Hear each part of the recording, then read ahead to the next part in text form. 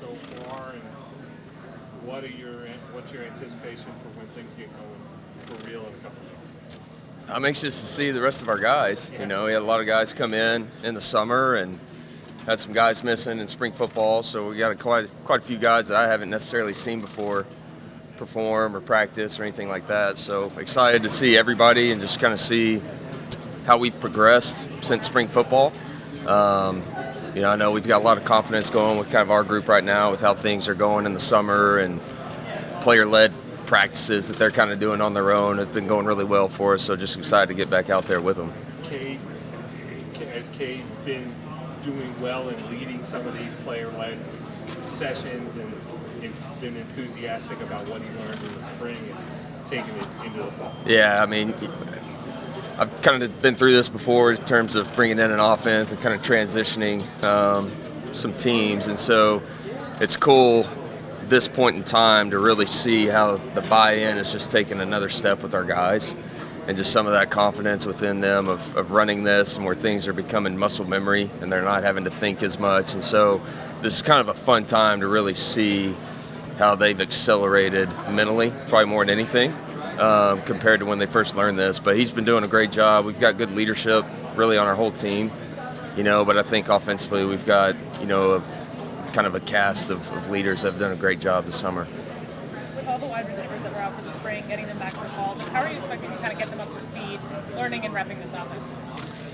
Just do what we do. I mean, we practice it. We do the same stuff over and over again. It's all about repetitions with how we go about our business offensively. And, you know, those guys have done a lot of work this summer to kind of catch up, you know, with what they could, missing spring football. But, I mean, that's what we do anyways. I mean, these guys are going to get a lot of repetitions here very soon.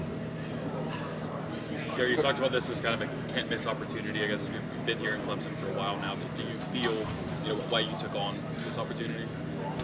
Yeah, I mean, everything's been great. I mean, it really has. You know, we got players that we're excited about, players that have played together a lot. You know, we've got a great deal of continuity, you know, really on our whole team. And so that's exciting. And then the staff has been unbelievable. The buy-in's been great from a staff perspective. And so, yeah, I mean, everything you kind of thought it would be, it's been. And so that's been, you know, been awesome for me to actually experience. Coach, obviously you have a great running back tandem in Shipley and Maffa, but with what you saw in the spring from Thomas and Keith Adams, are you pretty excited about the depth that you have at that position? I am. You know, I think those guys, you know, obviously Phil and Will are forces to be reckoned with. You know, and I think they're going to take a huge step from what we did this spring. I mean, they should and they will. Yeah, but then the rest of the guys I think are going to bring a lot of depth to us. And then we brought two new guys in this summer that, you know, may give us a little different kind of spark at times, or some different skill set that I think is going to make, you know, that room a really well-rounded room, which is very important for us and what we do. Are there any sort of unanswered questions you have left over from spring that you're hoping to kind of resolve or figure out in the fall? Yeah, there's always things, you know, you need to get better at and identify. Again, I think the biggest thing for us is seeing pretty quickly in fall camp with everybody that we have back practicing, you know, if who our best guys are, you know, what can they handle, what can they get really good at. That's the things that we got to identify, you know, fairly quickly in fall camp. What's the answer you're moving to develop this offseason and just grow from what he did in the spring? Yeah, I know he's gotten faster. I mean, the guy's physically, he's in a better place than what he's been at. You know, that sky's the limit for him. I mean, he was really, really good for us, really productive this spring. I thought he was consistent the whole way through, but I think physically and probably his confidence level is growing. And he's a confident kid anyway. I mean, the guy's made, you know, a lot of plays here already, but he's going to continue to make a lot more for us. But I think physically he's really starting to buy into the importance of that for him in his position. Garrett, a guy like Beaux Collins, who started out strong his sophomore year, but the injury with the shoulder, how has he recovered from that, and where have you seen him grow this summer and spring? Beaux physically looks great. I mean, he's in a really good place physically. I know guys are excited about what he's been doing, throwing sessions and different things this summer, but Beau's, you know, from my interaction this spring and just seeing him this summer, Beau's a sharp guy. So I think mentally he's going to really kind of just hit the ground running, so to speak. So I'm really excited to see see Beaux out there. Eric, you talked about how you've done this before, you transitioned offenses before. This is a championship team that you're joining, right? How much of a transition has it been? Have there been a lot of different things that you've had to say, okay, well, we need to do this a little bit different than what we were doing? I mean, there's differences, and it's kind of like what we talked about in the spring. I mean, terminology, how you teach some things, maybe minimizing what you're doing and just kind of honing it in a little bit more. I mean, just those are kind of philosophical things, probably more than anything, and a mentality. But yeah, I mean, you got to tweak things and make it your own. And I think that's what we're trying to do right now. Coach Davis Allen's gone now. Jake Briningtool is ready to be the guy. Can he be about a special tight end as you've coached? He's unique. He's obviously he's long. He's very rangy. He's athletic. He can really run, and one of those guys that you expect to make contested catches. With his size and his position. But yeah, I think he's really settled in this summer and kind of knows what to expect now with our offense. But Jake's got a great skill set. There's no doubt about it. And so I'm excited to see what he's going to do this fall. And behind him, you got St. Dennis. Banks Pope made a couple good catches in the spring game. Do you think he and Zap can provide a little bit of depth behind those guys? Yeah, I mean, they need to, and they're going to get pushed this fall. You got two new tight ends that walked in the building this summer. Some young guys that physically look really, really good. Impressive-looking dudes. So those second, third, fourth kind of tight ends right now, I mean, it's really going to be a battle. And, that's really going to help shape that room, I think. So it's going to be great competition, here in the next month. Looking back on Cade's 2 starts against UNC and Tennessee, I guess, what were your takeaways in reviewing that film with him by yourself, kind of evaluating him? Yeah, I mean, probably he's not scared of the moment, and I already kind of probably knew that about him. But the kid's a competitor. There's no question. Ultra competitive. The moment's not going to be too big for him. I just think that's kind of in his DNA. And so you saw some great things that he did. And, also got to see some things where there's going to be some, I don't want to say growing pains, but just some learning that's going to happen that comes with experience. And that's just the nature of the beast at that position.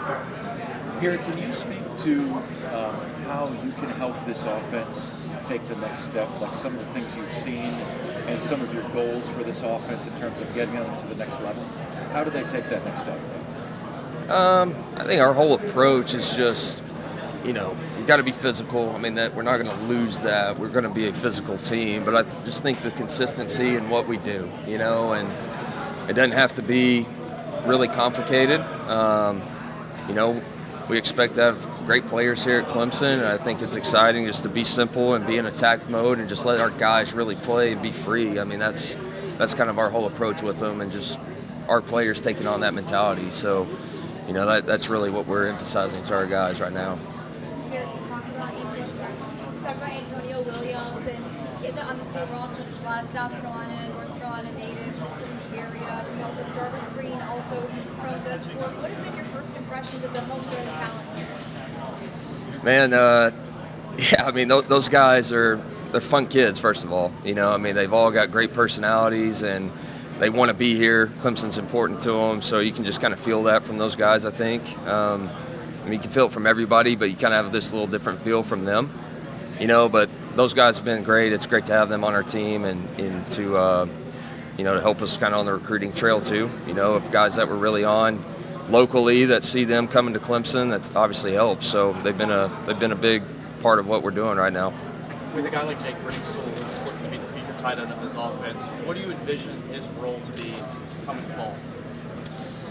I mean, he's got to be a difference maker for us. I mean, obviously you want him to be the big tight end that can make possession catches and be a force in the red zone and be a matchup problem.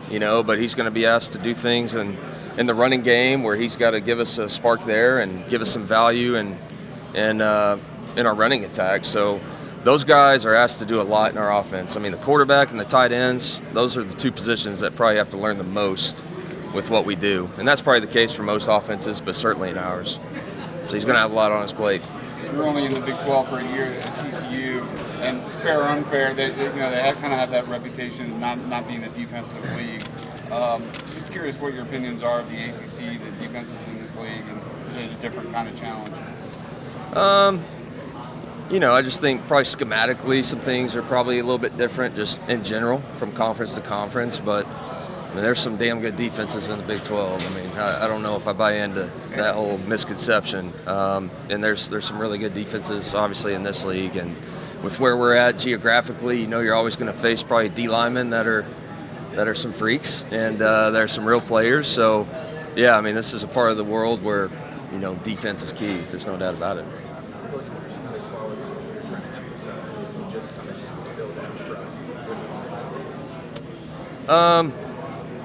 Kind of same thing a little bit. I guess my answer, just trying to be consistent in our approach as coaches, what we're trying to relay to them, giving our kids freedom and giving them ownership. I think that's key. I was watching the quarterback show with Mahomes on Netflix right now, and Chiefs are giving Coach Reed's giving them a period in practice just to come up with whatever play they want to do as players. And so, I think that's a little bit of kind of what we got going on here in terms of just giving your players ownership, and so they can buy in even more, I think is always kind of critical, especially in year one of kind of a new offense or new transition there. Cade, in the Orange Bowl, Cade did a lot of running backwards. I know he was under the gun a lot under a severe pass rush. You can get away with that in high school level, but probably not this level. Have you addressed that with him a little bit? Or? Yeah, he knows where he's got to get better, and you got to do it in real time. You can sit there and we can all go up there and watch tape and sit there in the air conditioner for 45 minutes and talk about what he needs to get better at. So he knows it's just creating that muscle memory and just gaining that experience in order to do that. Garrett, you're the new guy on staff coming off a championship game appearance. Do you feel pressure in this role to deliver? I just think I do every year, probably. I just think you always put more pressure on yourself than anybody else is going to. So I just think that's the nature of what we do, and that's kind of those positions you want to be in, right? But I wouldn't say any more than I probably have any other year. Okay, I can't hear everybody. Sorry, and I talk so loud. That's all right. Your assistants talk about the confidence that you bring in, and to come into a staff where everybody else knows each other, they play together, and for you to walk in, what was that like, and where does that confidence, especially you're 33, you're younger than all those guys too, like where does that come from? What's your makeup? What's gotten you in? Lucky to be around a lot of great people, early in my career, and how I was brought up in my hometown with my parents and coaches that I had at a young age. That's definitely a part of it.